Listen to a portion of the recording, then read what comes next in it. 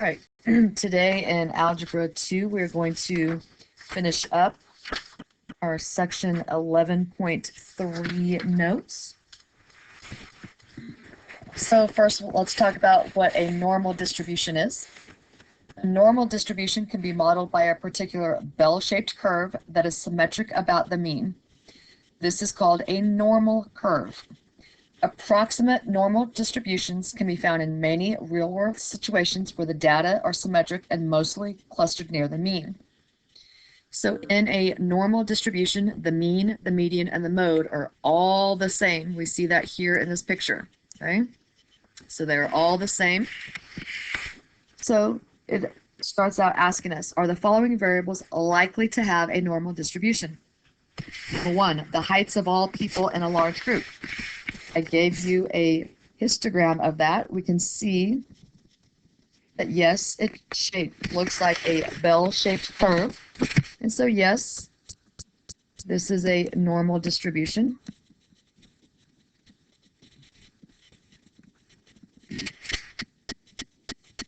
Because they are likely to be normally distributed.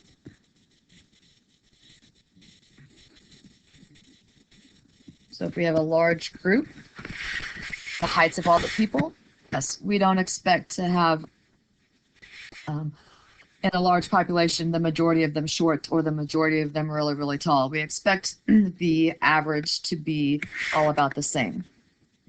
Number two, the probability of landing on each of 8 equal parts of a spinner. Again, I gave you the histogram, so I look at, that is not a bell curve. Right? So no, not a normal distribution.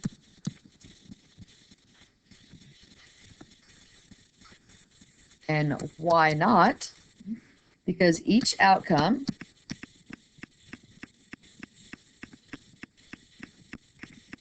has the same probability of occurring.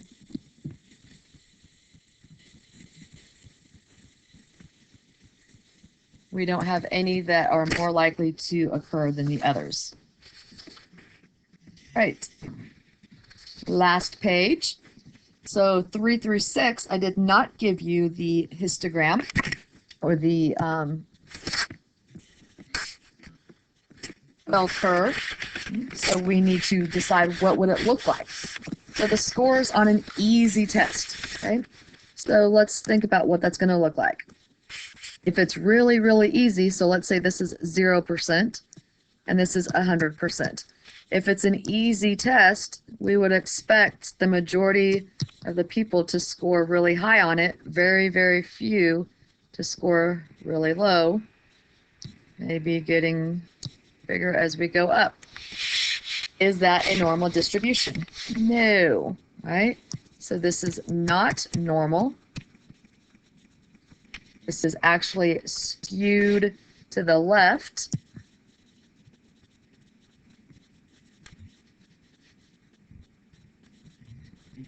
Because we expect more students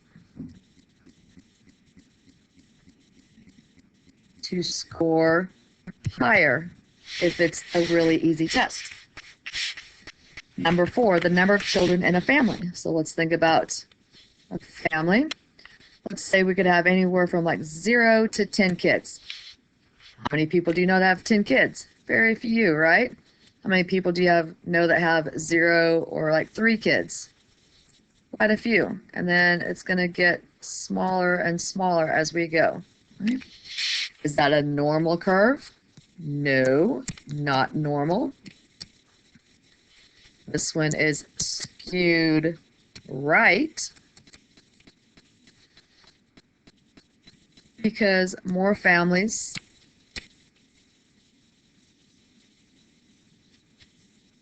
have fewer kids.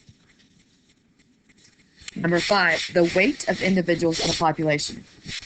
Okay, so if we think about the weights of people in a population, we would expect that we would have an average, right? There'd be a few that are really, really underweight. and a few that are really, really overweight. For the most part, we would expect that we would have a normal distribution. So yes, this would be a normal distribution. Number 6, the scores on a difficult test. So again, this is 0, this is 100. If it's very, very difficult, we would expect very few to make 100. We would expect a lot more to score less. Right? It just goes down. That is not normal, so not normal. This one is skewed to the right because more students would score lower if it's a really, really difficult test.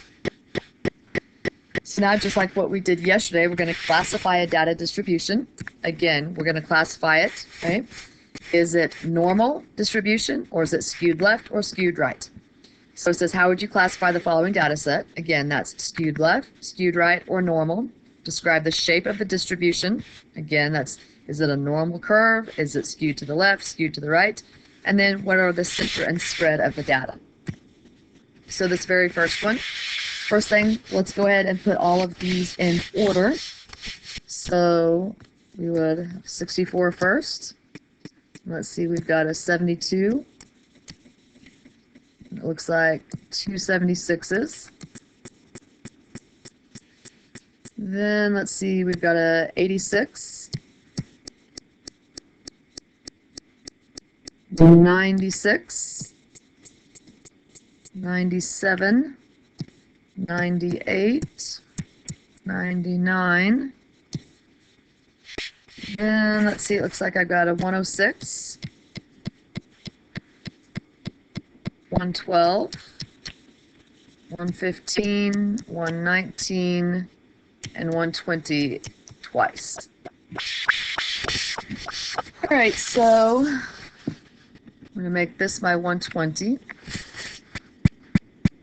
We'll call this 60. So let's see. This is going to be 100. We'll say this is 90, 80, 70. So this is going to be a frequency of 1, 2, and 3. So 64, so we're at 1s. 72, still at 1s. 76, we're up to 2. 86, we're back down to 1. 96, we're still at 1. 97, 98, 99. Still 1, 106, 1, 112, 115, 119, 120. We're up to 2. So data could look something like this. All right, so let's describe this. Is this normal? No. Okay. So this we would call is skewed to the left, because my tail is coming out here to the left. If it is skewed to the left, if it's skewed at all, then my median and my interquartile range are the center and spread. We can find our median and our interquartile range with our calculator. So remember, our calculator will give us our first quartile and our third quartile and our median. So if we use our calculator, our median comes out to be 97.5. Our first quartile comes out to be 76. Our third, 112. So my interquartile range, 112 minus 76, gets me 36.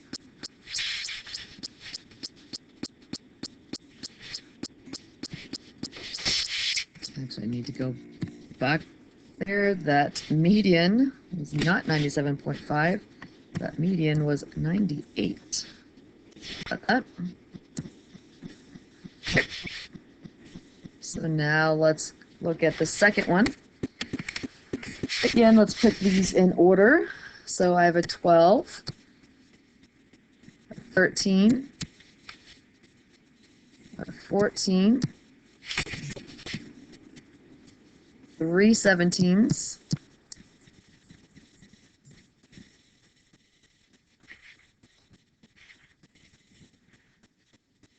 an 18 twice,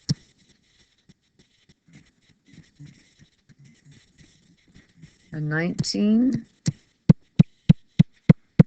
a 20, 21, 23, and 25. So let's say this is 12, 13, 14, 15, 16, 17, 18, 19, 20, 21, 22, 23, 24, 25. Right, so this is my 1, this is my 2, this is my 3. So 12, 13, and 14, we're here at 1s.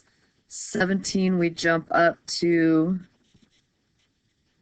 3. 18, we're down to 2. 19, we're down to 1. 21, 25. So it looks something like this. I can see that if I were to draw my curve, it looks pretty normal. So this would be a normal distribution. So since it is normal, then my mean and my standard deviation are my center of spread. So again, I'm going to use my calculator. The mean is 18. The standard deviation is approximately 3.59. All right, that takes care of section 11.3. Our next section will be 11.4, where we will focus on the normal distributions and the bell curves.